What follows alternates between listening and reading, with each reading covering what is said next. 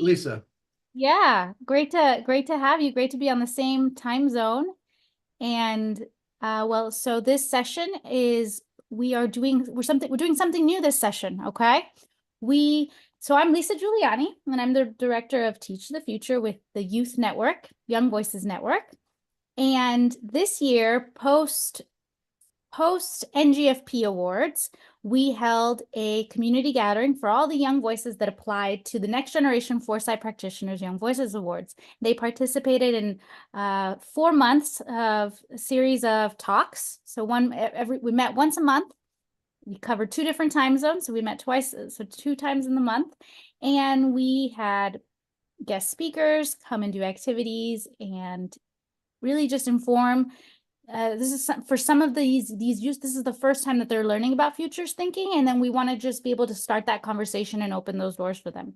Part of their homework for some of the young voices, we asked if they would contribute to this video collage that we're going to share with you momentarily. So we asked our youth some questions about the future, and we've got some videos in from not only young voices, but also the community, some hub members. And so before I play these videos, before we share the video collage, go ahead and relax, take off your shoes.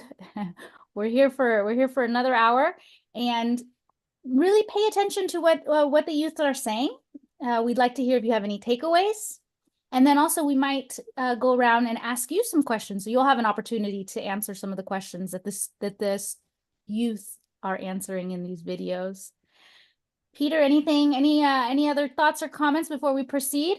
No, Lisa, I'm very anxious to see the good work that you and the Young Voices Network have done. This is actually, as you pointed out, a very special edition. We've never done a Teach the Future session purely before, and I really want to celebrate the work that you and Amna did in NGFP last year, and of course in putting World Futures together to Futures Day together today. So it'll be a joy, and I'm going to say that it's not just think about these questions. I'm a professor, or former professor, and I'm going to ask you the questions, and we may even call on some people. So be ready to talk about these questions. We want lots and lots of discussion. Thank you. Thanks, Peter. And I think before we play a video, is that Ted? That's Ted. Yes. Hi, Ted. Driving home from a conference in Scottsdale, Arizona. Oh, you're on mute. You're on mute.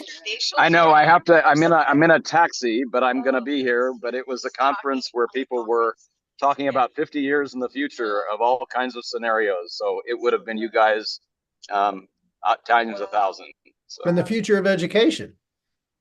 The future, well, things related to the future of education. That's right. Great. Wonderful. Thank you, Ted.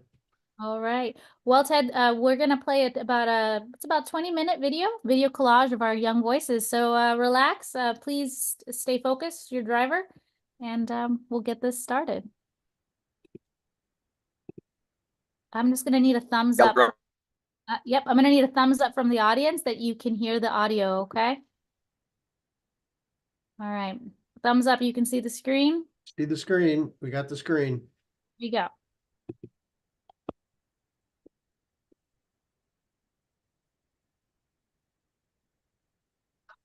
Don't have the audio yet. From India. Nikola Tesla couldn't bring a lot of its hypotheses and dreams to life due to the lack of financial support.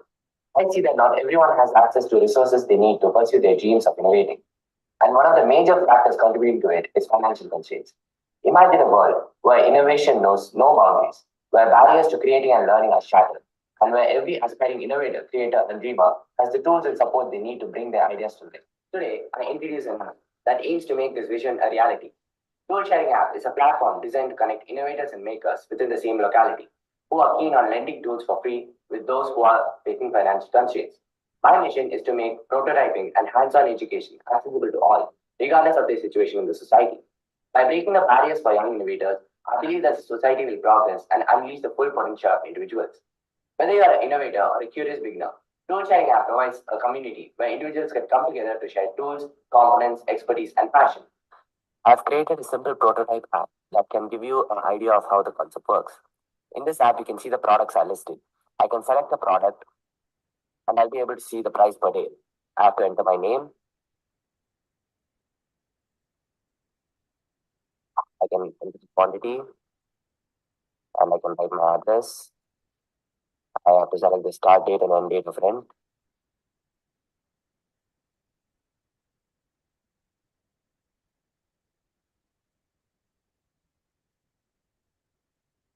And you can rent it.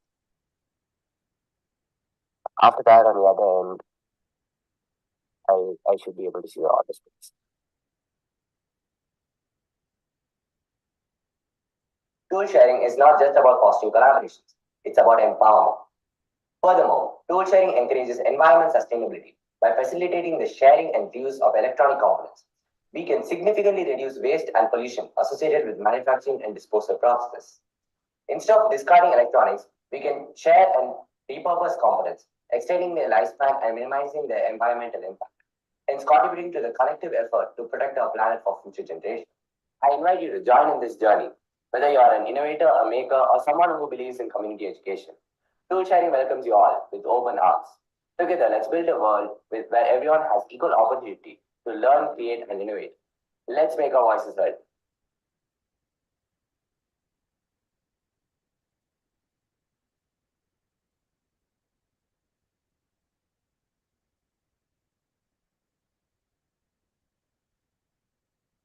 So, when I imagine waking up in 2050, the three things I want to see is, first of all, I want to see so much loving kindness and compassion for each other. And I want to see me waking up in Europe, where we have the demographic shift at this point. And I just see like incredible young people from countries in Africa, and they just come to our developed countries where we struggle with the demographic shifts, and we just see them shine and bring their gifts to the world. And we have so much love and compassion, gratitude and respect and appreciation for these people who come to help us with our problem. And I truly hope to see so much loving kindness with each other and helping each other in solving the problems that we face, and no longer using the others as a means to solve our problems, but to just be based on love and appreciation and gratitude. The second thing I want to see is I want to see a green world, and I hope to see soil that has been renourished and the world is just sprouting and so nutritious, and the food that we feed our bodies is highly nutritious, and we are just all just thriving. And the third thing I'd love to see is I would love to see that AI has helped every single one of us and us collectively to reconnect with our light within. That for some reason, AI has helped us to become more humans again, and that AI has helped us to reconnect with the true soul that we are on the inside. And thanks to all the peace and love that we find within ourselves, we're now able to give it to others and to enhance it in the world. And this is what I truly hope to see waking up in 2050. And the message to my 5-year-old self is, girl, you are so needed in the world. Just bring your whole love to the world. And when you are scared and shining your light in darkness, this is when you are being needed the most. And all the pain you went through was just for you to make you brighter and to share it with even more people.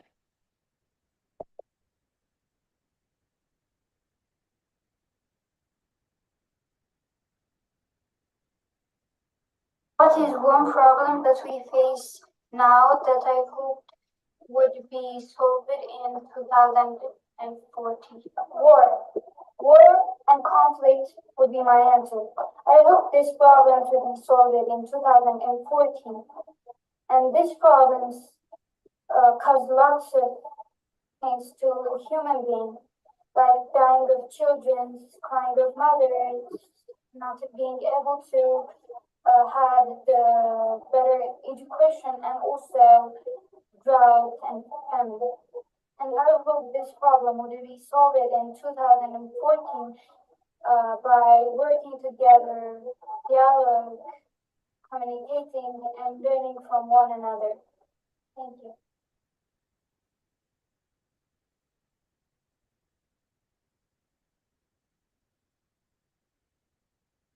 Hi, I'm Daniela. I am based in Melbourne, Australia, and I'm passionate about trying to creatively and meaningfully connect people, policy, and practices with nature and scientific information on climate change. And this World Future Day, as a young person, I wanted to respond to the question posed that positioned us in the year 2050. and got us to think about waking up and reflecting on 3 things in society that are different from the society today.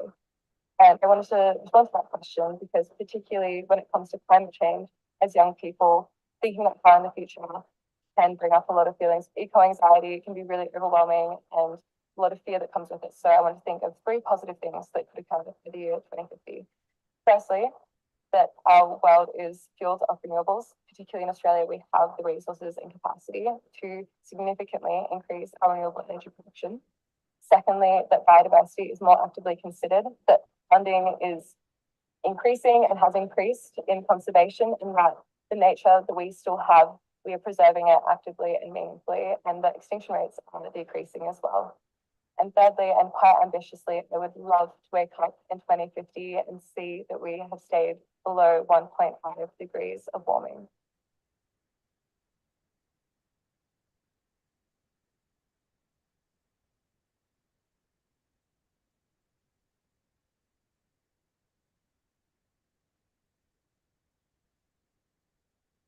Hi there, everybody's fine? Yeah, thanks. Give me a minute. I'm preparing something delicious. You all will be jealous, I can tell you. What do you have, Ildi? A new planet with trees and woods or something? Oh, I wish I was there. Hi there, everybody. Hi, Helga. How are things in Amsterdam? I show you. Nothing changes but the sea level. Oh. Well, Budapest is not better either. We have become a desert. You know, we lost the iconic river Danube. Everything is dry, just stones and sand. Such a shame. And also that we cannot hug each other, even though apart from Helga, we are in the same city. Yes, again, it's the UV radiation. When they said on the news that it is strictly forbidden to go outside by daytime for another month, I cannot tell you how I felt. We have robots, we have AI, we have gene technology, we have socials, we have everything, but we have lost the planet itself. The Earth has become a prison, and sure, some people have the protection suits, but most of us cannot afford it. At least we are alive. Not many of us survive, but it's easy for me to be optimistic. Look what I have. Oh, no. Oh, I just simply cannot believe it. You don't need to know everything, but it's real nice coffee for the meeting, just like in the ancient time. ancient times. It was like 2.5 decades ago. Oh, if you had the chance to go back to the past and change decisions?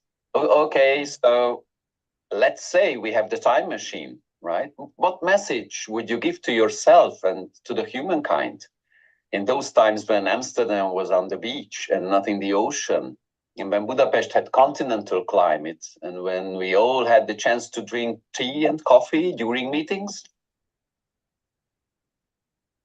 Fix the climate. No matter how. Right message, I agree. So let's get back to work.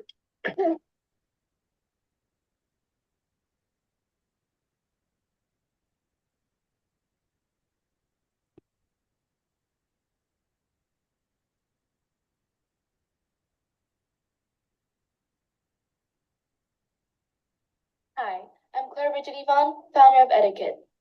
Today, I'm excited to talk about 2 amazing advancements I can think of for education and entertainment.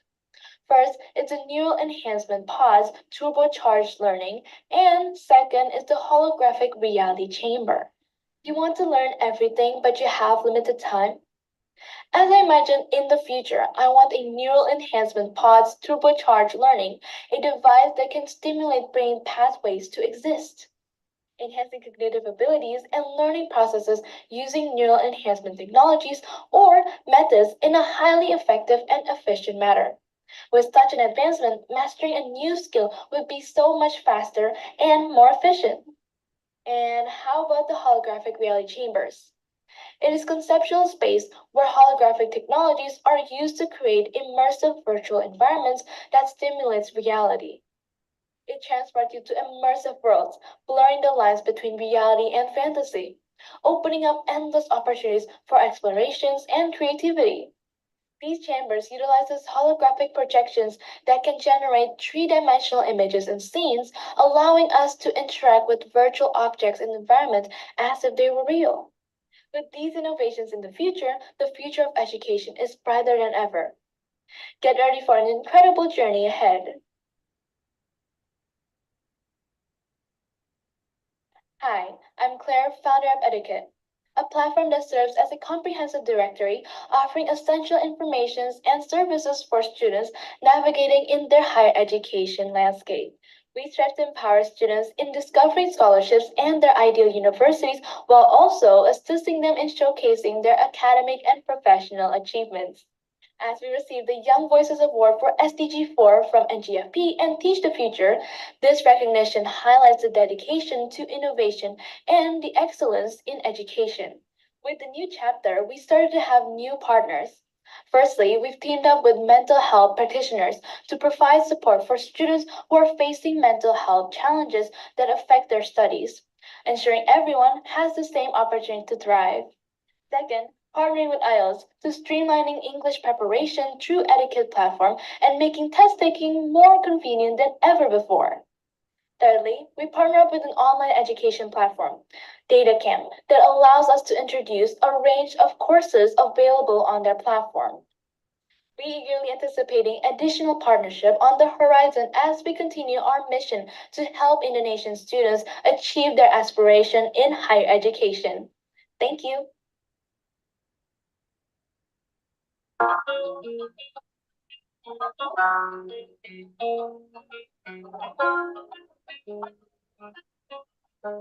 Hi, my name is Peter Bishop. I'm here to tell you about the future. Not what is going to happen.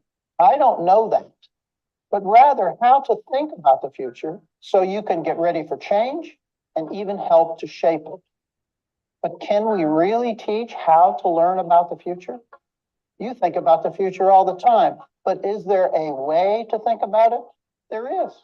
There are many ways, in fact, some better than others.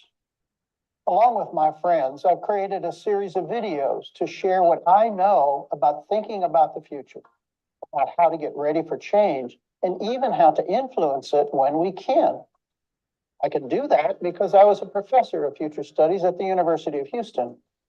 We offered the first degree in future studies, and we graduated hundreds of students, many of whom became professional futurists. But I'm not here to turn you into a professional futurist. I'm here to share what I believe everyone should know about the future. Just like you don't have to be a journalist to be a writer or a mathematician to use numbers, you can anticipate and influence the future without being a futurist. In fact, you do it already. You've just never thought about it. No one was able to learn about the future this way 50 years ago. People were thinking and writing and even making movies about the future at that time, but no one had to do it better than what they did naturally until this field came along. A lot of adults are learning how to think about the future today, and I'm teaching them too. But I believe that everyone should learn about the future when they are still in school. So we have made a set of videos that teach what we believe everyone should know about the future. After all, we are all on a journey into the future. Just like an explorer needs tools to tell where they are and what direction they are heading, we need thinking tools to help us navigate the future as safely and as successfully as possible. I was an explorer once at sea in a relatively small boat. I sailed with a friend out of Houston, Texas, and across the Gulf of Mexico to the Yucatan Peninsula in Mexico. The boat was small for that voyage, but it was heavy and as safe as a boat can be for the open ocean. In fact, this might even be the same boat, still pale blue and still in Texas. That trip was a long time ago, but I still have two tools I used to get to Mexico and back. This is our compass. You may have used a compass before. You hold it in your hand like this, and it tells the direction you are headed. So you can see if you are headed in the right direction or not. But you probably haven't used this, a sextant. Didn't use one before I took this trip.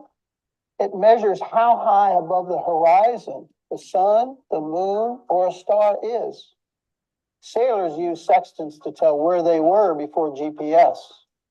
So with a boat, a map, a sextant, and a compass, I was able to navigate over 500 miles across the ocean to get back to Houston.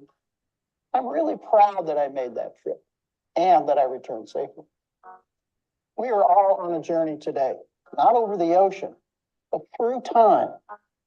Each day we are one more day into the future. Each year, one more year. A lot of our movement is directed by other people, and we are subject to unseen forces. But we are not just passengers either. No, we have to make decisions and take action to get where we are going safely and successfully.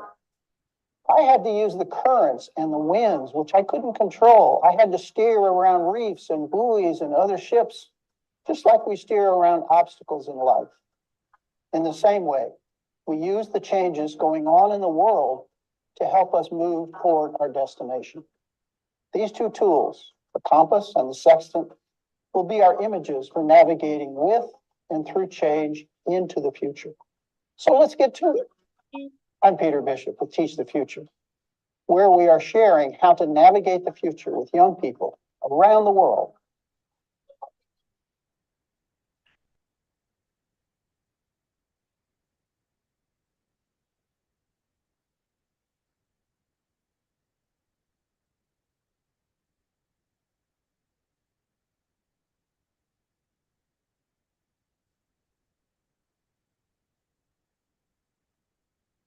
Okay. Welcome back. Welcome Thank back. you, Lisa. Great video. Great video. Thank you. Thank you. Thank you. Yes, it was very raw, but it was right. It was right for the event. Right. Exactly. They were all great videos. Yeah. Thanks, Ted. So You let know- me ask you, Lisa, what did you learn? You were working with these young people over a 4-month period, lots of energy and lots of great ideas. What surprised you about that work that you and Amna did with them? What surprised me Yeah, was, what did you learn? yeah, well, okay. What did I learn? I learned that the young voices that we're working with, they are searching for outlets. They want to get involved. They want to get their hands wet in this futures deal. Yeah. They come curious and they come offering, they want to support us in some way. Maybe they want to intern for us. And, you know, we love to accept internships ad hoc, and we kind of meet the student where they're at and learn what are their skills, what are their talents, do they know them, can we find them out, can we have a working session, let's just have a conversation. And so learning, I learn all the time. I'm learning every day. World Futures Day is a hallmark event for us. And I actually am glad you asked me a question, because I was going to throw questions right back at you and Ted, because Okay. All right. we interviewed the youth. We asked the youth some questions. Well, what if I asked you and Ted to answer some questions and see what we come up with? How Bruce, about why don't we let Ted introduce himself to the people in the Yeah, session. we're almost at the airport. So let me give you a quick perspective. I'm Ted Kahn. I run my own company called Design Worlds for Learning and Design Worlds for College and Careers. But I've been involved along with Peter and with Lisa and other people in trying to encourage people to create the future, because the best way to predict the future is to create it. I found out today, by the way, that first quote came from Abraham Lincoln, not from Alan Kay. So that was a new one for me. Really? So I will Wonderful. tell. Yeah. So I'm also going to tell you something that was fascinating in watching these videos that you put together in that collage, Lisa. Every single one of the things that were in those videos were addressed at the conference I was just at in the last 2 days in future scenarios by a bunch of people from universities who are thinking about all this. And they came up with some new things like the pluriversity, the flexiversity, the idea of what would happen if we had interspecies communications in the next 20 or 30 years. What do we do about digital addiction if it turns out that causes problems with mental health and mental wellness? So it was an amazing how close these things are. And it shows me how much we need to get together students like the ones that are on these calls with the people that were at this conference. So unfortunately, I'm going to have to say goodbye because I'm at the airport, but I definitely, I hope to come in again. So, Glad you could join us, Ted. Thank you for yeah, this fantastic session. Take care. Okay, bye-bye. Yes, it's Okay, Lisa. So what you're putting me on the spot about what? Oh man. Okay. Well, I was hoping that Ted was going to answer this because he just. Well, I can't push it off on him anymore. No. I know we tried. Okay. Well, I could share my screen or I can ask you. What is the most exciting possibility you can imagine for the future of transportation, education, health, entertainment, etc.? How about an exciting possibility? So we're going to keep it light. We're going to keep it up. Well, let me, I have to first of all ask what you mean by, I have to think about exciting, because things that are exciting, well, I have to preface this. What was impressed by in the clips that you showed is how stark the images of those futures were. I mean, three or four of them were absolutely wonderful. Honesty and compassion and nutrition and all of the wonderful things that we are working to create in the world. And then, of course, we leave up to our good friends in Hungary, Tomasz and the rest, with a real downer about how floods and dry conditions and climate change has ruined the planet.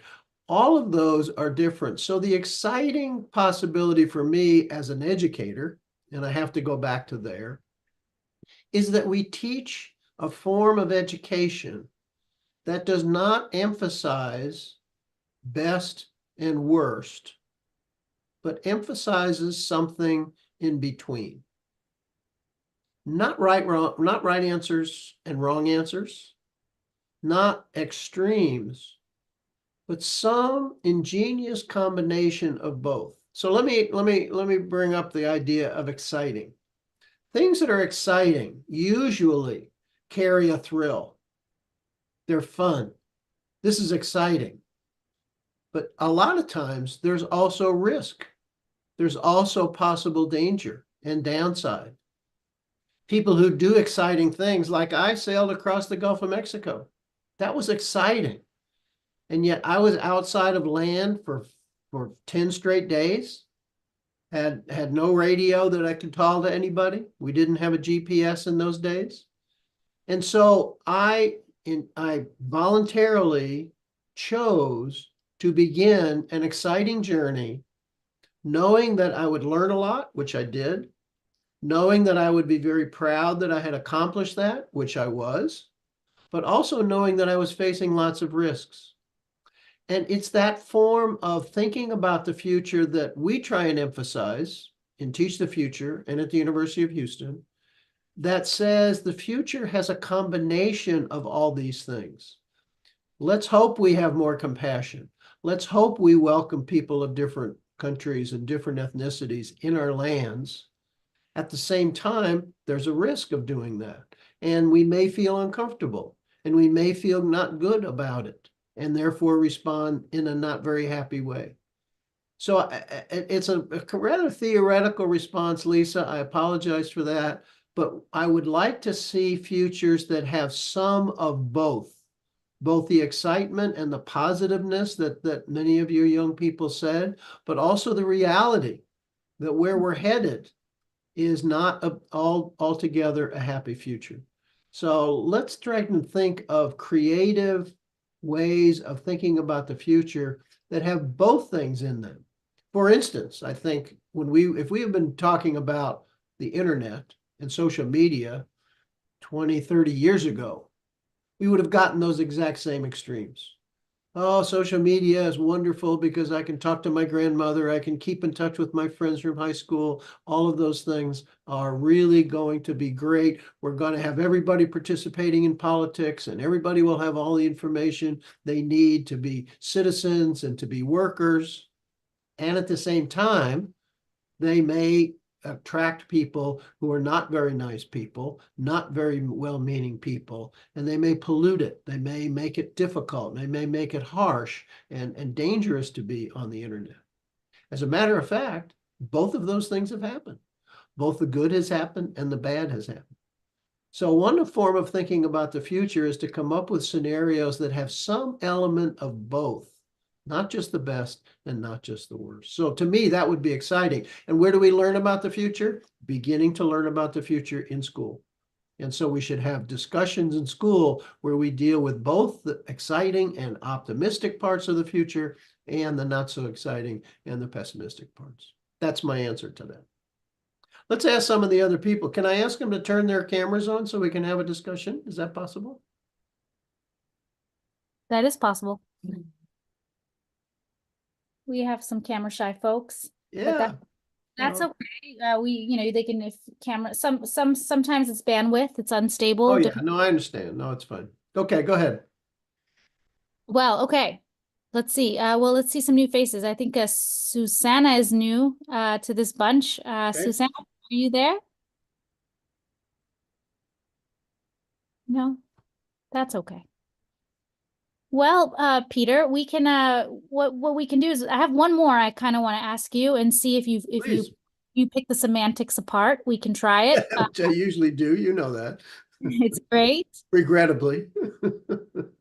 Yeah, let's do that, and then we'll see. I have, as I told you, I have a video that I like to share, and we can talk about that too. Okay, wonderful. Let's see which one for Peter. Okay. You get one pass. So if you don't like this one, there's one more. Oh, well, that's nice of you. Thank you.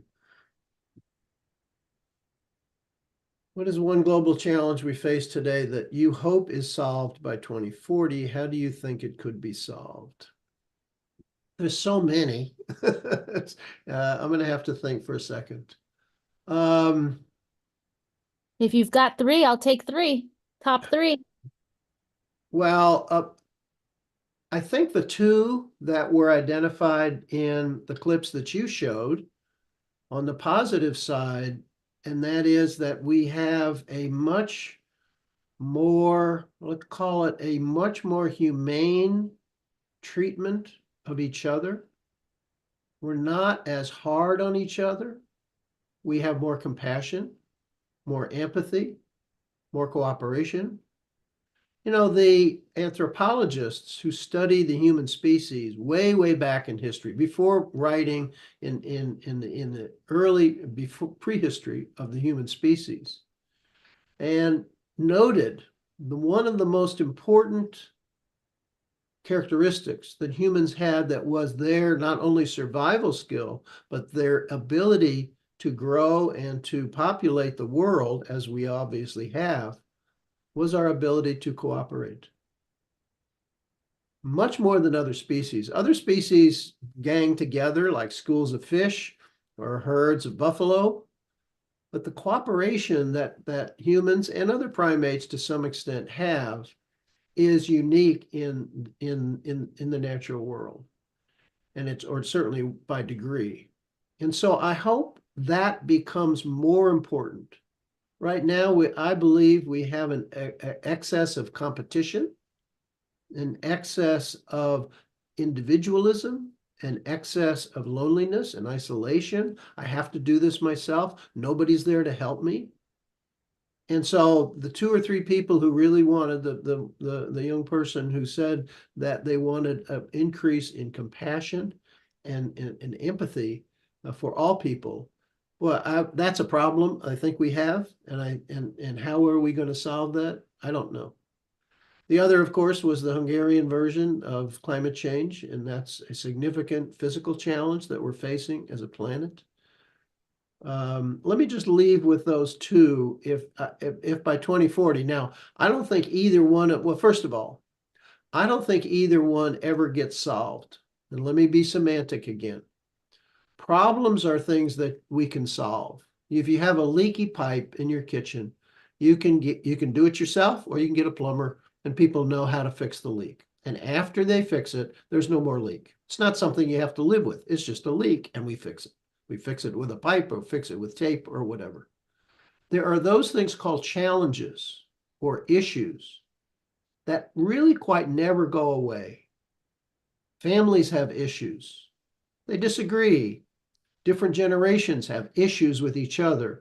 Older people think young people are not ready to be adults. Young people think old people are old-fashioned and out of touch. That'll always be true. We're not going to solve that, but we can deal with it and we can manage it. So I don't think either of these issues of cooperation, or the goals of cooperation and a healthy, sustainable planet, will ever be solved. Not by 2040, not by 2140, because there's always a tension between cooperation and competition. We like to be individuals, but we like to be part of a group too. There's a tension there. We like to use the resources of the world, but we also want to leave nature as it was and not to harm it irreparably. There's a tension there, and there's a balance there.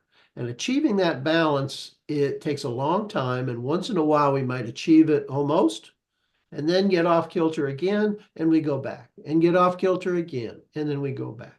So looking for the balance between competition and cooperation, looking for the balance between use of resources and protection of nature is something that we should be striving for. I would hope by 2040, we've figured out we're closer to that balance. Let's just put it that way, not solve the problem, but we're closer to that balance than we would have been had we not had this discussion. And that's why we're trying to bring this discussion into schools, because the young people in schools today are going to be the consumers, the voters, and the leaders in 2040. And what we want to do is teach them about that balance. There's not right or wrong. It's not perfect or awful. It's both. And getting to the both it takes a little bit more work than simply imagining best case or worst case. Great. Thank you, Lisa. Great questions. Thanks, Peter. That Sorry was for the professor type response. I can't help it. That was a great answer. And I will say that what kicked off our session, so our first session today for World Futures Day was on indigenous futures. And to touch to your point about compassion and balance and respect. And I really just, I loved their session on the way they work through processes and the way they work with people, and that it's like they do a ceremony or a grounding session. They called it an incantation that they repeat to just set the tone.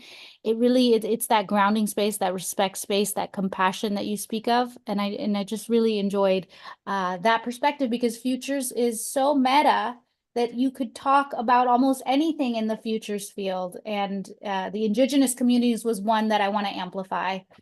I actually saw that session because I was there at the beginning as well. It was the session from New Zealand. It was the very first session in World Future Day 2024. And I agree with you. It was marvelous. What I liked about it is that they had a space in the 4-step process that they described for different ways of thinking about the future.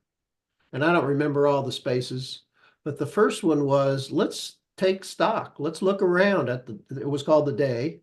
And I don't know what it was in Maori, of course, but it was called the day, and the sunshine is shining. And let's take a look at where we are, what's happening today. This is 2024. And they were sharing the current assessment. And then they went into what was called the nothingness, I think, which is that there's not everything about this day is great. There are some things that we don't like. There are some things that are not working. And since everybody goes into that space simultaneously, nobody has to stand out of the group and start criticizing what other people are liking.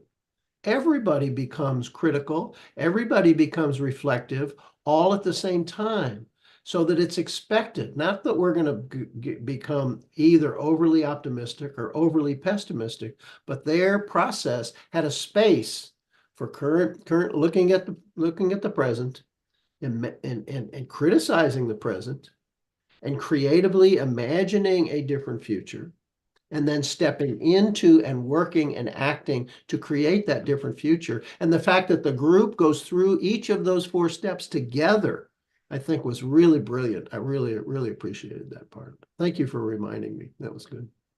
Wonderful. Okay, I have a video, and let me share. We have about 20 minutes. The video's about 5 minutes, 6 minutes long, and it's one of our series of Futures Playbook videos. I want to tell you that this is, we embarked on this project last summer. We've been working on it for about 6 or 8 months. We're giving you the opportunity of seeing the first 3 of these videos if you sign up at the link that you will see or have seen in the chat. And we urge you to do so. You'll get to see, you're going to see one of those right now and then 2 others. The intention is, of course, our mission is to bring futures thinking into the classroom. And our colleagues wrote the Futures Thinking Playbook. They wrote the high school version of that called Shaping Our Future. We have a library of teaching materials. We do teacher training for schools, and all of those are working, but none of them are really that easy because it takes a while to get used to how to think about the future the way we should, the way futures literate people are, as opposed to what we learned to do in the 20th century. So we took 10 points, 10 ideas about thinking futures literacy, and put them each into 5-minute videos. And the one I'm selected to show you today is entitled Optimism, Pessimism. It's the same point I was making earlier. The future is not going to be fantastic, and I certainly hope it's not going to be catastrophic. Our future for our parents and our grandparents and our ancestors is some of both. And I trust that your future and the young people's future today and their children and their grandchildren will also be some of both. We will accomplish some good things and not some others. So without talking any further, and you're going to help me here, Lisa, get this right. I have it, I think, ready to go. You see my screen there, Lisa? Yes, Okay, let's see if it plays. I hear it. Here is a picture of 4 people who have different feelings about the future. Can you tell what they are feeling by looking at their faces? 2 of them look happy about the future, maybe even a little excited. They're optimistic because they expect good things to happen. The other 2 don't look happy at all, and one of them looks downright angry. They are pessimistic because they expect bad things to happen. Hi, I'm Peter Bishop from Teach the Future. In this lesson, you will learn how different people feel differently about the future. When you imagine your future, what do you see? Where are you? What are you doing? Who's with you? More importantly, is the future you happy or not? Write down a number about how happy you are in the future on a scale from 1 to 10, where 10 is the most happy and 1 is the least happy. Just as people can be happy or unhappy about their life in the future, they can also be happy or unhappy about the world in the future. We think some good things will happen. We expect most of our energy will come from renewable sources such as wind and solar. People will likely live longer and with less poverty. The future of technology, like artificial intelligence, is just beginning. It's all very exciting. On the other hand, climate scientists tell us to expect more severe storms and droughts as the planet gets hotter. Public health officials say that there could be another pandemic. Given all the things that could happen in the world, are you optimistic or pessimistic about that world in the future? On a scale from 1 to 10, with 10 being most optimistic and 1 being most pessimistic, how do you feel about the future world you could live in? Look at the number you assign to your personal future and the number you assign to the world's future. Were you more optimistic about your personal future than about the future of the world? If so, you are like most people who feel that way. Most people expect their personal future to be about the same, not much better or worse.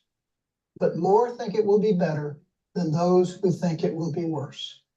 So people are more optimistic than pessimistic about their personal future. However, when they are asked how they feel about the future of the world, they are more pessimistic. More people think that the world will be worse off in the future than now. Why is there a difference? No one knows for sure, but we may be more optimistic about our personal future because we can do something about it. A slightly optimistic view about our personal future is probably healthy and motivates us to do the things that will make our future better, like go to school and study, learn new things, and make new friends. But then why are we so pessimistic about the world? Probably because we have less influence over it than over our personal future. No one doubts that we face big challenges: climate change, poverty, inequality, war. But a challenge is not necessarily bad.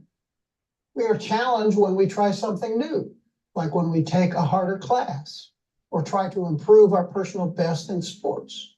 But it seems we have little, if any, influence when it comes to challenges in the world. That feeling could lead to pessimism rather than optimism. Another reason for being pessimistic about global issues is that much of our information comes from the media. Ideally, the media should present good news and bad news in the same proportion that they happen, but they don't. Most media organizations are businesses, and a big part of their motivation is to make money. Media organizations make money when people click on their stories or pay for their services. The more clicks, the more pay, the more money. Media companies are not doing anything wrong. We set them up as businesses, and they do what businesses do: make money for their owners. The reason they make more money with negative stories is because we humans pay more attention to negative stories than positive ones. As a result, news organizations produce more negative stories than positive ones. These attract more viewers and make more money. Social media companies do the same thing by putting more negative stories in the feed to get our attention and to keep us scrolling. Did you ever see a headline that says, "No murders today"? That may be news in a troubled part of the world, but most cities do not have a murder on most days. That's not news. It's not new, and therefore we're not very interested. If we know that, we can use the media, as we all do, without believing that their view of the world is the only view of the world. In fact, their view is more negative and somewhat more pessimistic than it actually is. And if we know that our personal future is a little more optimistic and our view of the world's future is a little more pessimistic, maybe the future has some of both. It doesn't help to be only optimistic.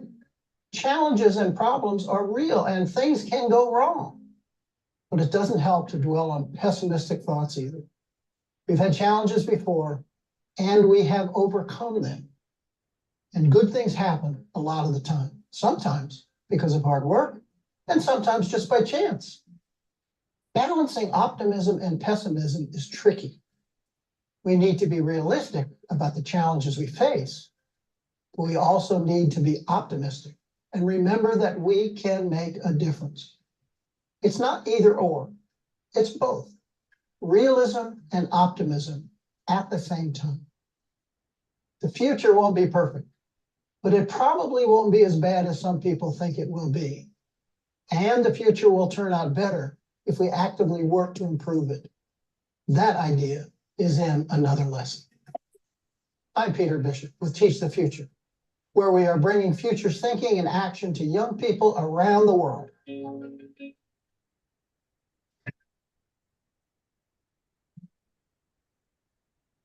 Thank you, Peter, for sharing that. And So my view is if that video is played in 100,000 classrooms in the next 5 years, then that's my optimistic view. That's my goal. That those teachers and those students will have a discussion about that. And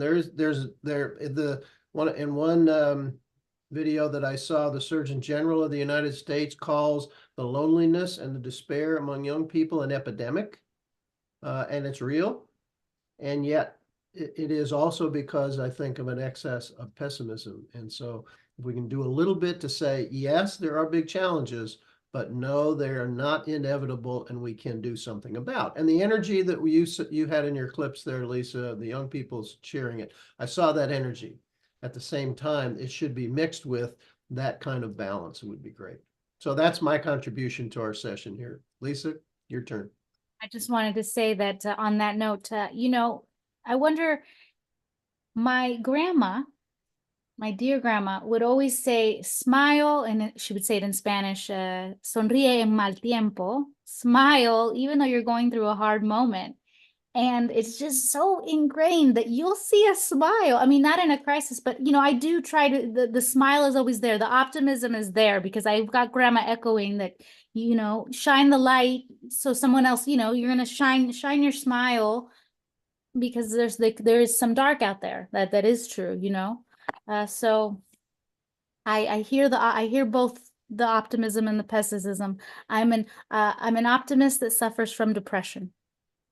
Well, okay. I apologize for the depression part, but I'm glad you're the optimist. You are very much working with you is true. Actually, I see that Claire has her microphone on. I don't know if she wants to engage in this discussion or not. Claire, do you want to say anything? Claire? Yes? Eric, I see Eric is also interacting. Is Eric still here with us? He is, yeah. He posted a little emoji. Thank you, Eric. Any thoughts on the futures thinking on the videos? How do you see these videos in classrooms in the next 10, 20 years? Oh, you know who else I saw? Oh, There's Eric. He's coming. Oh yeah. I thought that, Peter, thanks for sharing that message. Really liked how concise it was. I think that yeah, it was just perfect almost. So I really appreciated hearing that. And your visuals with the glasses. I thought that was just, after all the talking and everything, I thought that was cool. Now in classrooms, you know, I think that as we turn to like a digital classroom more, my nieces, they travel and they are out. I guess like if they were prescribed videos, or you know, within like you know, pockets of programs or stuff like that. Yeah. But with the, I guess necessarily, I wouldn't see it in a traditional classroom, but for as we're moving towards more digital learning, I think it's a great, concise message, and I look forward to watching the other videos. Thanks, Eric. Yes, I mean, this is a standalone. Everyone was designed to be a standalone where a teacher could use it in essentially a 50-minute lesson, 50-minute classroom, traditional. And that so that they could lead up with a few questions, and we will provide some of those questions, some follow-on questions, some follow-on activities. We're developing those right now. And then, but we also will distribute these as a bundle.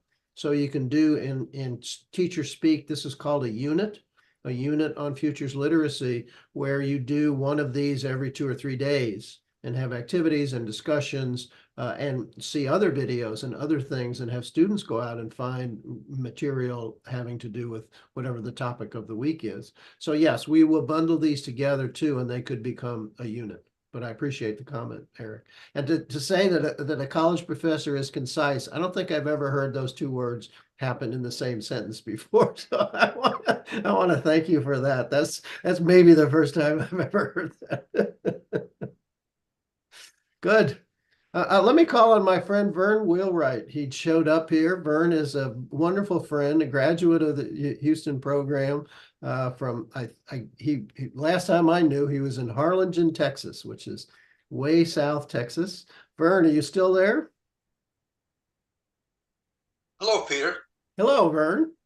Sorry, my picture's a little dark there, but That's no problem. I've got my back to the. Yeah, no problem. Are you still in Harlingen? I am.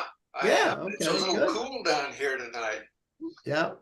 Well, Vern, I think, is the distinction. He not only went on to get a PhD in foresight and wrote a very popular book called the Personal Futures Workbook, right? Is that the name of it? Yes. Okay, but free download from, actually, Vern created a whole industry in future studies called personal futures. It was people were not using it for personal planning. We had a session earlier, Randy Millard's approach with young you, UX it was called, and using Canvas business for personal planning is an outgrowth. Vern, you need to see that. It was I don't know if you saw that session. It was earlier today. It was very well done.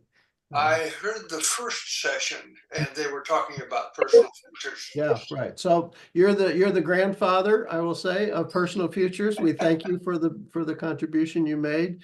And Vern was in the master's program in the 1990s. Yeah, that's great. Okay, so and Lisa, other questions, comments? Oh, I just wanted to say hi to Vern as well. We have a few minutes before the next hour, and Vern, so nice to see you show up. And I keep hearing about these personal futures, but I still don't know how to get a hold of you so that we can conduct a session. Well, I'd be happy to do a session on personal futures. For your futures, for your viewers, I wrote 2 books. It's Your Future, Make It a Good One, and Small Business Foresight. And all of this I learned in Peter's class. Well, you added a lot to it. I'm glad we got you started. But yeah, you can get to Vern on personalfutures.org. That's his URL. And so that's still your URL, right? Your Yes. stuff is there, personalfutures.org. It's a great resource. Oh, okay, thank you. And then I will take you up on that, Vern. You'll be hearing from me. I didn't hear you. Yeah. You'll be hearing from my people, Vern. Okay, thank you. Vern doesn't have people. But that's okay. I love it. Thanks a lot, Vern, for joining us. Wonderful, wonderful, Peter. Well, our session is coming to an end. This session is coming to an end. And we will have, I see our facilitators in the house. I see 1 of 2 in the house. Maybe we'll wait a few minutes as people continue to come in. I will, in the chat box, I'll go ahead and put a survey that you can fill out if you're interested in receiving a certificate of participation. Something new we're doing this year because we really want to highlight all the folks that participated, whether behind camera, on camera. We really appreciate you being here, learning, listening, and being a part of this World Futures Day celebration. And in partnership with the Millennial Project, who's also hosting a parallel event as we speak, a 24-hour parallel event. And we're really grateful that we got pulled on, that we got, that we joined this partnership, and the journey